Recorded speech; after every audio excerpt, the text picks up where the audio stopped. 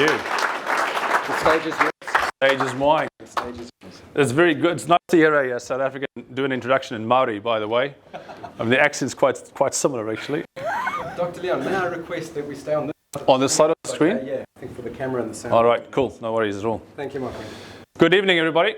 I'm really pleased to be here. I think, and Masood, thank you very much. I was looking for you over there, but you're sitting right next to me. Yeah. Thank you for inviting me. I think Masood's been asking for a couple of times to come, and exactly. now I've made time, so it's good to be here and to share with you. And I'm very pleased also with what Carmen said. I think a lot of what Carmen said is links very closely to what I have to say as well. So you've already heard I'm a stress researcher. I've been interested in stress for many, many years. The main reason is not so much the stress. The main reason is I'm interested in seeing people be successful. And the main thing that stands in people's way is stress. So you might think to yourself, well, what is a stress researcher going to talk about technology and somebody who's in leadership? What am I going to talk about in terms of technology? The fact is, I see a lot of what I do and how it's impacted by technology, but also how it impacts on technology. And I also see in my leadership roles, I see a lot of people spend an awful lot of time gathering data in order to think about the data, in order to make decisions about the data instead of just making decisions about the data. So a lot of what Carmen said is actually very true for what I see in industries and the businesses that I talk to and deal with. And so the companies I deal with are they're very diverse. They range from people who work in prisons to people who work in corporates to people who work in universities. And everywhere, I see exactly the same pattern. People who spend an extraordinary amount of time trying to find information instead of thinking about the information. So, in line with that, what I want to talk to you about is data and then obviously knowledge. And then how do we get insights from that? And how does our brain, which is the hardware and the software that I'm really interested in, that's my software and my hardware, how does our brain respond to information and how does it process information, especially if there is a lot of pressure on people as well? So can I ask a quick question? Who here has experienced stress in the last sort of year? Okay. How many of you think that you can think when you're stressed? How many of you think that you can think properly when you're stressed? All right. The rest of you aren't thinking then. Because when we're stressed, our brain shuts down. So your brain literally shuts down. So you think with the frontal lobes and the emotional centers of your brain sort of sitting in the middle. And when those emotional centers of your brain are activated because of stress, your brain shuts down, it stops thinking. And obviously stress has all sorts of other impacts on us as well. So for example, it slows down our immune system. So our immune system isn't doing so well when there's a lot of stress. But knowing that is what I want to bring across to you. So what do we do with the technology that we've got? If we're going to say that Industry 4.0 is taking place, it's a trend. And I don't know if you know what the trend is. The definition of a trend is something that's going to happen whether we're a part of it or not. So could I ask you one more question? There will be more questions. We're going to ask you one more question. So if I say to you, in the 1980s, for those of you who were alive in the 1980s, in the 1980s, how many of you had a car phone? A car phone, no, what? A car phone, an actual car phone, if you know, back in the days. So you had a car phone. Anybody else had a car phone? No. So in the 1980s, you thought to yourself, well, I've got a phone at home, I've got an answering machine at home, and I've got a phone at work, and if people want to get a hold of me, they can get a hold of me over there. Why would I need something in the car? How many of you now have a mobile phone? Or who hasn't? Yeah, it's all changed. That's changed very few years after the 1980s when we had mobile phones. I think I had my first mobile brick, I think, actually, in 1995, I think, around that site. So it's a trend. That's an example of a trend. It's something that's going to happen whether you are a part of it or not. So Industry 4.0 is not going to happen, it's happening. It is absolutely happening, right? You all know that. So the question I have is, we now have 21st century technology. We still have 19th to 20th century management models, and we've got 18th century governance models, for those of you who know about it. But we've got a first century brain. If you don't believe what I say, I have, in last week, had to physically print out a form, sign the form, and deliver it physically to somebody because of governance, not because of management. It was a governance rule that we need to just physically sign something. So fact of the matter is, we are still working with 21st century technology, 19th to 20th century management models to accommodate the gap between 18th century governance and 21st century technology. So that's what we're currently doing. So those of you who are in management or leadership roles, you probably find yourself spending quite a lot of time over here trying to manage these bits and pieces and to bring those two together. Yeah? We call it bureaucracy. We call it compliance. We call it rules. We call it regulations. And the funny thing is somebody came up with those rules, which means somebody can probably change those rules. But until then, we're stuck with this. So the brain hasn't changed over all these years. And so all of the technology that we have is here to support our thinking. That's what technology is supposed to do. It's supposed to support us. So all systems, technology, policies, and procedures, they're designed for us, really. And I think Carmen said exactly the same thing, and I absolutely agree with this. And then I've got another question. So how many of you have ever seen technology design itself, implement itself, manage itself, support itself? Have you seen that? No, we do it. General AI. General AI. But somebody looks after the AI as well, doesn't it? Somebody needs to design the AI. There needs to be a principle behind the AI. In some way, shape, or form, we are involved in that. Second thing is, if the AI is there, what's the purpose of the AI if it's not about us in the first place? Human beings by nature are egocentric. That's what we do. We won't design something unless it's for us, right? We won't design technology for its own sake. So, I for very long have used this. It's sort of my mantra in management. Systems make things work, but people make things happen. Yeah, and I love the thinking about it like that. So the point being is we can have policies, procedures, et cetera, et cetera, et cetera. And whenever I read a company in a newspaper say, somebody shouldn't be worried about what we've done because we have a good system, I go, sure. Systems without people don't happen. You know, systems need people.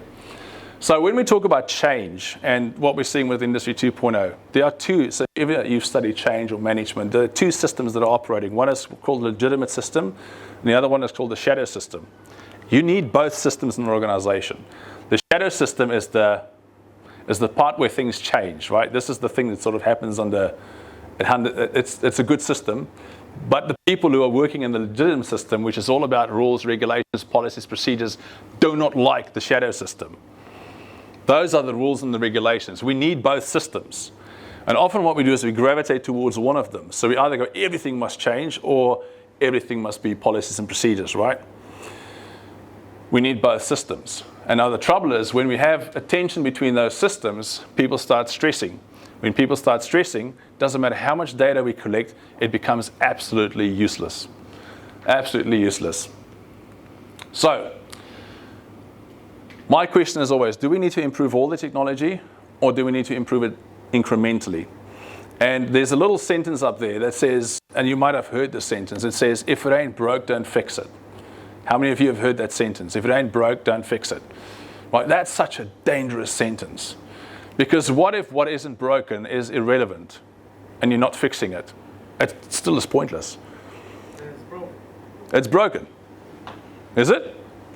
Some people who work with the 18th century governance don't think it's broken. They think it's still okay. It's just not relevant anymore. So I think the key thing for us is it relevant? That's the question. So before we even spend time fixing things in old infrastructure, I was in a building today, just out of interest. I was in a building today that was built in the 1960s. They still have the original piping inside the building for water. It is steel piping. I'm hearing that, right? That's kind of the sound we hear as well. Like steel. Yeah, so steel piping for water, built in the 1960s, there's a consequence, right? It's not broken yet, it's going to break, and it's completely irrelevant. So that's the question I ask. Now, Carmen asked similar questions. So what do we do with all of this data? Can we process all the data? And can we use all of the data as well?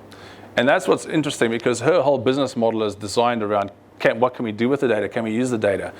So this is a picture of a brain. Many of you might have seen this picture of the brain. The thing with the brain is the frontal lobe is where you think, and then you've got the emotional centers. Like I said to you, when the emotional center is activated, your brain stops thinking. So the question I always have is, if people are spending a lot of time trying to gather the data, and they're stressing about getting the data, what are we doing? You know, so for example, will managers be effective in making decisions if they're spending all their time trying to find the data? And even if they got the data, are they going to be effective in their decision making if the data isn't packaged in a way that makes any sense to them? And so the question that I think Carmen's asking is, how do we deal with that specific issue? Because this brain hasn't changed for centuries, and it's not going to change for another couple of centuries. That we know for a fact. That's your brain, that's my brain, that's all of our brains. So interestingly, what I have done, and I don't know if you can see that, but a couple of years ago, we looked at this problem long before we had all the data that we've got now. A former colleague of mine and I looked at this. He's a decision scientist, and I was looking into the neuroscience and stress. And we detected that there's this issue around all of this data coming in, and we saw that, well, there's a problem. So what are we going to do with it? So we basically developed this little model that says there's a business dimension, there's an information dimension, and there's the human dimension. And we categorized all of this. And I don't know if the slides will be available later on, but I'm happy to send this on to you. But the human dimension doesn't change. So what we need to do is we need to work within the information dimension and the business dimension, consequently, to see how can we take what we know and what we have and formulate that in a way and format that in a way to present it to people to make decisions, specifically when those perceived people are under pressure. Think about a pressure situation. Like, for example, I was in Christchurch on Wednesday. How many of you have been to Christchurch? So when you go to Christchurch, there's a lot of development going on. But there was a time about 10 years ago where it was chaos and people needed to make decisions pretty fast. Right, so now they've got some infrastructure in place to make those decisions pretty fast. But that's the problem we identified, is how do you make those decisions very fast if there's vast amount of data coming in and your brain sticks, especially when there's chaos, like in the Christchurch earthquakes. Now, I don't know if you can see, but if you had to come closer to this picture, all of this is made up of the word order. So the whole word chaos is made up of the words order. It's just pasted over and over and over again. So what we often do in research and science is we kind of take a broad picture and then we go deep and we try to find some kind of order or pattern within the chaos. But all we look at is that one piece in research. We just look at that one little piece. And then we look at another little piece, and another little piece. And eventually we stand back again, we try to put them together. Now, when you have time, you've got the benefit. When you don't have time, you don't have that benefit. So the question I have is, how do we take data to form information, to gather knowledge, so that we can use our brain to get wisdom and to make decisions that's based on wisdom? Because what I see a lot of is a lot of people spend an awful lot of time gathering data or formatting in a way to form information or to gather some knowledge out of it, instead of using what this thing was made for. Our brain was not made necessarily to gather data. It was made to make informed decisions based on data. And I think if we can start using our brain for what it was designed to do, rather than thinking it's just this process that it takes in information, it is actually something we can use to think about stuff, to make wise decisions about stuff, to use our gut. So one of the challenges when people stress, and this is an interesting piece of research that's at the bottom if you want to go and have a look at it, is it was during the earthquakes in Christchurch. These psychologists, behavioral scientists, they looked at what happens when people experience an earthquake, a stressful event, in terms of the errors that they make. And this is important for us if we work in technology in order to think about how we put data together for people to be able to make informed decisions. So here's one of the things they discovered, is people make more errors of commission. Now, an error of commission is when you do the wrong thing when you shouldn't have done it. And an error of omission is when you don't do something when you should have done it. And they make more of those errors as well. So imagine, for example, people have all this data coming in and they're under severe pressure to make things happen. And suddenly they make a decision and it's the wrong decision. It could have severe consequences. We're not, we might think about what am I going to eat tonight, and I'm so stressed about what I've got to eat tonight. But imagine you're the person who needs to make the decisions about the Christchurch earthquake. Imagine you're the person who needs to make the decision around all sorts of other big things, terrorist activities and so forth. So my field of research is all about what do people do in stressful situations. And what I see is people make a lot of these mistakes, an awful lot of these mistakes. So what happens to my world, Yep. having all this data, the fact of having filters, ways of understanding what the data is, as well as prioritization that you've already done through some form of AI previously? Question would be, do we trust that? Does the person who designed the data, the way it's captured, the prioritization, do they understand the decisions that we need to make? So quite often what I see is people come up with this database of stuff that or a dashboard, and they go, here's a dashboard. And I say to them, the first mistake you've made is you didn't ask me what I need in order to make a decision. So you've got to sort of back engineer it or reverse engineer it. What are the decisions I need to make? What data do I need for this information? And then how do you position those bits of information as well? And I think the worst thing, and I think Carmen mentioned it as well, is when we design that and we think that's the end of it, because these things keep changing so often. They keep on changing. Two common things that people then do is when information becomes too much for them is they start avoiding things, or they start, and instead of managing the risks, they start to avoid the risks. And that's not a good thing. Anybody in business knows that you have to absolutely take risks. Good luck doing anything without taking any risks. It just doesn't happen like that. And so I think one of the key things, 3 examples of how people make decisions then is they either have an organizing idea, or there's enough groupthink, or they use something called avoidance coping. So when we talk about organizing ideas, I'll give you one example of how a single organizing idea works. If you have a single organizing idea, then that is the decision, or that's a single idea that you use to make every single decision about your organization and yourself. And it could be quite dangerous. One example, very quickly, one example would be a ship called the SS Eisenhower. A couple of years after the Titanic sank, people realized that people drowned because there weren't enough lifeboats. The sea was created. Every ship must have a certain number of lifeboats. So all ships had to be fitted with a certain number of lifeboats. SS Eisenhower didn't even leave the harbor. It was never designed to have lifeboats and people, that many lifeboats and that many people. So it didn't even leave the docks, and it fell over, and over 800 people died despite the lifeboats. So what I'm saying is your single organizing idea might sound like a good idea, but it might not be a good idea, and it can have dire consequences as well. Groupthink, one example would be the Bay of Pigs fiasco. You can go and read it up with Kennedy, President Kennedy, where they realized that people make the same decisions for all sorts of reasons. So they all want to make the same decision. Nobody talks about other alternatives. And it led to a very, very dangerous situation for the United States as well. So you can go and read up about the Bay of Pigs fiasco. Last thing is avoidance coping.